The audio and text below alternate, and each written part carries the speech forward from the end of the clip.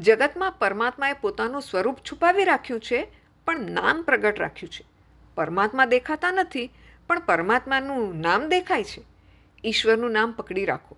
ઈશ્વરના કોઈ પણ નામ સાથે પ્રીતિ કરો. મનને ઈશ્વરના નામમાં રાખશો તો જ મન સુધરશે. બીજો કોઈ ઉપાય નથી. જગત બગડ્યું નથી, પણ મન બગડ્યું છે. મનને ઉલટું કરવાથી નમ થાય. આ બધા નારાયણના સ્વરૂપો છે. બધાના દેહ જુદા જુદા છે, પણ સર્વ દેહમાં મારા પ્રભુ વસેલા છે એવી ભાવનાથી સર્વને નમસ્કાર કરો.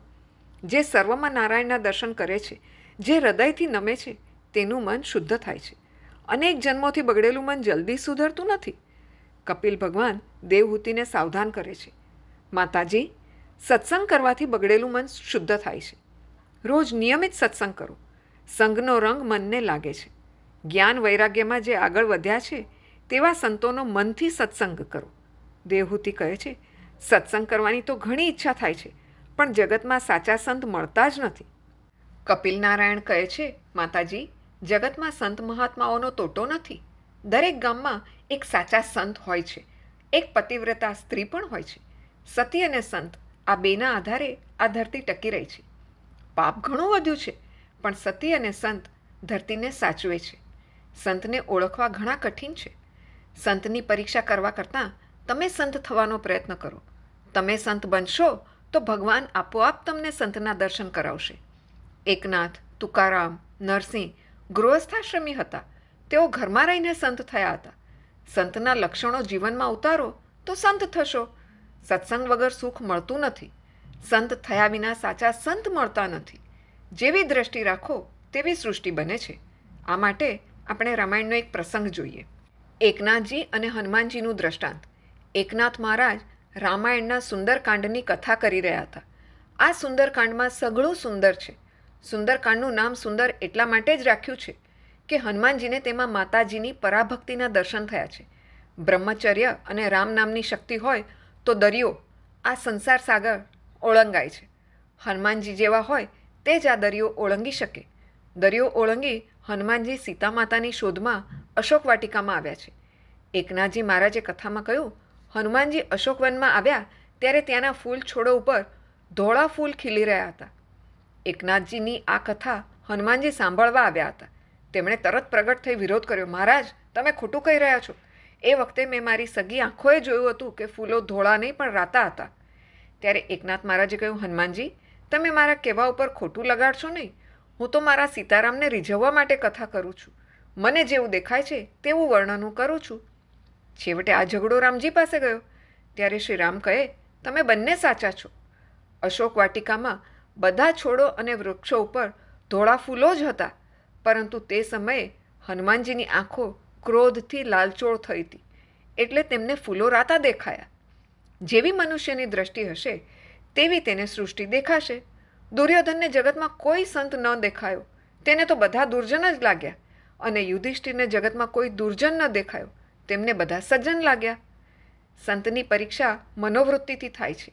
જેનું મન સર્વકાળ શાંત રહે છે તો સમજવું એ પરમાત્માના ચરણમાં રહે છે. એકનાથજી અને પઠાણનું દ્રષ્ટાંત. એકનાથ પૈઠણમાં રહેતા હતા. ત્યાંથી ગોદાવરી નદીએ જવાના માર્ગ ઉપર એક પઠાણ રહે. આ પઠાણ ઘણો દુષ્ટ હતો. તે માર્ગેથી જે હિન્દુઓ સ્નાન કરીને જાય તેમને પઠાણ બહુ તંગ કરતો. એકનાથ મહારાજને પણ તે અવારનવાર બહુ હેરાન કરતો. પણ એકનાથજી સંત હતા, તેથી તેઓ ઉદાર મન રાખી જતું કરતા. તેઓ કદી પઠાણ ઉપર ગુસ્સે થતા નહીં. એક દિવસ પઠાણે એકનાથ મહારાજને ગુસ્સે કરવાનો સંકલ્પ કર્યો. એકનાથ મહારાજ નદીમાં સ્નાન કરીને પાછા ફરતા હતા. ત્યારે પેલો પઠાણ તેમના ઉપર થૂંક્યો. છતાં મહારાજ ગુસ્સે થયા વગર શાંતિથી ફરી સ્નાન કરવા ગોદાવરીમાં ગયા. આમ વારંવાર બનવા લાગ્યું. મહારાજ જેવા સ્નાન કરીને આવે કે તરત તે પઠાણ તેમના પર ફરીથી થૂંકે. એકનાથ મહારાજ ગોદાવરીમાં સ્નાન કરતા માને કહેવા લાગ્યા, હે મા ગોદાવરી, તારી મારા ઉપર કેવી કૃપા છે કે તું મને વારંવાર અહીં સ્નાન કરવા બોલાવે છે. મહારાજ 108 વાર સ્નાન કરવા ગયા. પઠાણ મહારાજ ઉપર આટલી વાર થૂક્યો, છતાં મહારાજ તેમના ઉપર ગુસ્સે થયા ન હતા. છેવટે પઠાણ શરમાઈ ગયો. તેને પોતાની ભૂલ સમજાઈ.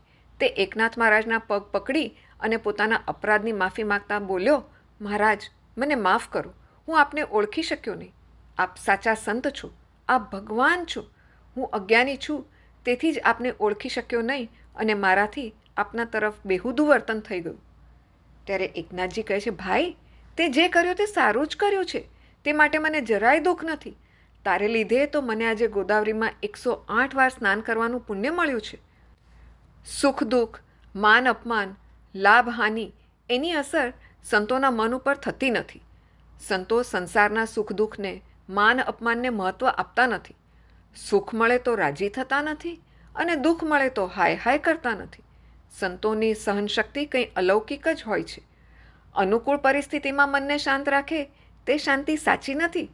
અતિ પ્રતિકૂળ પરિસ્થિતિમાં કોઈ ગાળ આપે, તિરસ્કાર કરે, નુકસાન કરે, છતાં મનને શાંત રાખે તે શાંતિ સાચી છે. તુકારામ મહારાજનું દ્રષ્ટાંત. તુકારામ મહારાજનું ચરિત્ર બહુ દિવ્ય છે. તુકારામ મહારાજ સદેહ પ્રભુના ધામમાં ગયા છે. શરીર છોડ્યું નથી. તુકારામ મહારાજને જીવનમાં કોઈ દિવસ ક્રોધ આવ્યો નથી. ઘરમાં ખૂબ પ્રતિકૂળતા હતી. પત્ની પણ ખૂબ ત્રાસ આપતી. તુકારામ મહારાજ વેપાર ધંધો કરતા હતા, પણ ભક્તિનો રંગ તેમને એવો લાગ્યો કે વેપાર ધંધો છૂટી ગયો. થોડું નુકસાન પણ થયું. પત્ની સમજતી કે પતિ ગાંડા થયા છે, બધું છોડીને વિઠ્ઠલ વિઠ્ઠલ કરે છે, આખો દિવસ ભક્તિ કરે છે. તે પતિને ઓળખી શકી નહીં. એક દિવસ તુકારામ મહારાજ એક ખેડૂતને ત્યાં કથા કહેવા ગયા હતા. બહારગામથી ઘણા વૈષ્ણવો તુકારામના દર્શન કરવા માટે તેમના ઘેર આવ્યા. પત્ની કહે, મહારાજને ધંધો શો છે? આખો દિવસ વિઠ્ઠલ વિઠ્ઠલ કર્યા કરે છે. મારો ધણી ગાંડો થઈ ગયો છે. તમારે બેસવું હોય તો બેસો, નહીતર ચાલ્યા જાઓ. તે વૈષ્ણવો જાણતા હતા કે તેમની પત્નીનો સ્વભાવ સારો નથી, છતાં દર્શનની ઈચ્છાથી તેઓ તેમના ઘરથી થોડે દૂર બેઠા. કથા પૂરી થઈ એટલે પેલો ખેડૂત પગે લાગ્યો. મહારાજ, આપે બહુ કૃપા કરી. એ મીઠાઈ, ફળ અને શેરડી લાવ્યો હતો તે મહારાજને આપતા કહે છે, આ બધો વિઠ્ઠલનાથજીનો પ્રસાદ છે, તમારે ઘેર લઈ જવાનો છે. આ પ્રભુનો પ્રસાદ કયો એટલે મહારાજ ના પાડી શક્યા નહીં.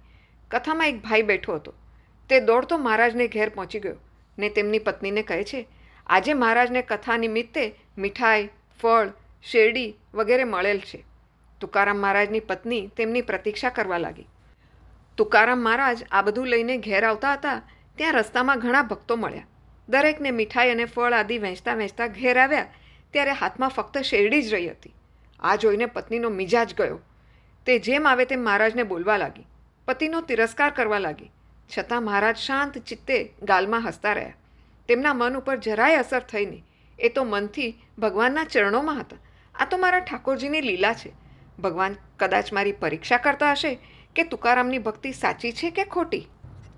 પત્નીનો ક્રોધ વધતો ગયો, પણ તુકારામ ઉપર તેની કોઈ અસર થતી નથી. અંતે પત્ની વિવેક ગુમાવી બેઠી. મહારાજના હાથમાંથી શેરડી આંચકી લઈને તેમને મારવા લાગી. શેરડીના 2 ટુકડા થયા. મહારાજે સ્મિત હાસ્ય કરતાં કહ્યું, મારા મનની વાત તો તું એકલી જ જાણે છે. મારે શેરડીના 2 ટુકડા જ કરવા હતા. હવે એક તું લે અને બીજો હું લઉં. તે દિવસે પત્નીને ખાતરી થઈ કે મારા પતિ પાગલ નથી, એ મહાન સંત છે. મેં તેમનો અનેક વાર તિરસ્કાર કર્યો, છતાં એમને ક્રોધ આવતો નથી. એ શાંત છે અને મારા ઉપર પ્રેમ રાખે છે. મારા માટે સારું બોલે છે. પત્નીએ પતિના ચરણમાં માથું નમાવીને કહ્યું, મારી ભૂલ થઈ, મને માફ કરો. હું અભાગણી આપને ઓળખી શકી નહીં. આપ મહાન છો. મહારાજે કહ્યું, ના, એવું કંઈ નથી. આ તો મારા પ્રભુની લીલા છે. સંતો અજાત શત્રુ હોય છે. સંતો એવું જાણે છે કે જગતમાં મારો કોઈ શત્રુ નથી, મારું કોઈએ કંઈ બગાડ્યું નથી. તેમનામાં ખૂબ જ દયા હોય છે. સંતો નિત્ય આનંદમય પરમાત્મા સાથે પ્રેમ કરે છે. સંતોની સહનશક્તિ કંઈ અલૌકિક જ હોય છે. તમારા જીવનમાં માન અપમાનનો, સુખ દુઃખનો કોઈ પ્રસંગ આવે ત્યારે હૈયું બાળશો નહીં, પણ મનને શાંત રાખજો. સંસારમાં જીવ દુઃખ ભોગવવા માટે જ આવ્યો છે. અરે, સંતોના જીવનમાં તો કેટલા દુઃખ આવ્યા છે. જીવનમાં થોડું દુઃખ આવે તો તેમાં શું ખોટું છે? સંતો સમજીને સંસાર સુખનો મનથી ત્યાગ કરે છે. એક દિવસ બધું છોડવું જ પડશે તેમ તેઓ માને છે. કા ધક્કો મારે ત્યારે ફરજિયાત છોડીએ તેના કરતાં સમજીને છોડીએ તો બહુ સુખ મળે છે. ખિસ્સામાં 5 રૂપિયા છે. રસ્તામાં એક દરિદ્ર નારાયણના દર્શન થયા. દરિદ્ર એ નારાયણનું સ્વરૂપ છે. ભગવાન મને આ સ્વરૂપે મળવા આવ્યા છે. એ દરિદ્ર નારાયણને તે 5 રૂપિયા આપી હાથ જોડ્યા. આ ભગવાનની હું પૂજા કરું છું. તે દરિદ્ર નારાયણમાં ભગવાનના દર્શન કરી આપો તો મનને શાંતિ મળે. પરંતુ તે 5 રૂપિયા ખિસ્સામાંથી પડી જાય તો જીવ અશાંત બને. ખિસ્સામાંથી પડી ગયેલા રૂપિયા તમારો ત્યાગ કરે છે અને કોઈ ગરીબમાં નારાયણના દર્શન કરીને સમર્પણ કરો છો તો તમે રૂપિયાનો ત્યાગ કરો છો. તમે સમજીને ત્યાગ કરો તો શાંતિ મળશે, પણ જ્યારે પરાણે છોડવું પડે ત્યારે જીવ અશાંત બને છે. આથી જ સંતો સંપૂર્ણ કર્મ અને પોતાના સગા સંબંધીઓનો ત્યાગ કરે છે. માતાજી, સંતોને મૌન ગમે છે. વધારે બોલવું એમને ગમતું નથી. મૌનથી મનને શાંતિ મળે છે. સંત વધારે બોલતા નથી. કદાચ બોલે તો લૌકિક વાતો કરશે નહીં, પણ ભગવદ્ વાતો કરે છે. શ્રી કૃષ્ણની મંગલમય કથા સાંભળે છે, સેવા સ્મરણ કરે છે. આમ ભગવાનમાં તન્મય થઈ જાય છે અને છેવટે તે પ્રેમ લક્ષણા ભક્તિમાં પરોવાઈ જાય છે. ઠાકોરજીના સ્વરૂપમાં જ્યારે મન આસક્ત બને, આસક્તિપૂર્વક જ્યારે સેવા કરે, ત્યારે આસક્તિ જ પ્રેમ લક્ષણા ભક્તિ બને છે. અને આ પ્રેમ લક્ષણા ભક્તિ વાસનાનો વિનાશ કરે છે. વાસના એ જ તો મોટું દુઃખ છે. જેની વાસનાનો વિનાશ થાય તેને જ આનંદ મળે છે. માતાજી, સાધારણ જ્ઞાનથી, સાધારણ ભક્તિથી વાસનાનો વિનાશ થતો નથી. તીવ્ર ભક્તિથી પણ ધીરે ધીરે વાસનાનો વિનાશ થાય છે. તીવ્ર ભક્તિ એટલે સતત ભક્તિ કરવી. વ્યવહારનું કોઈ પણ કામ કરો ત્યારે ભગવાનને સાથે રાખજો.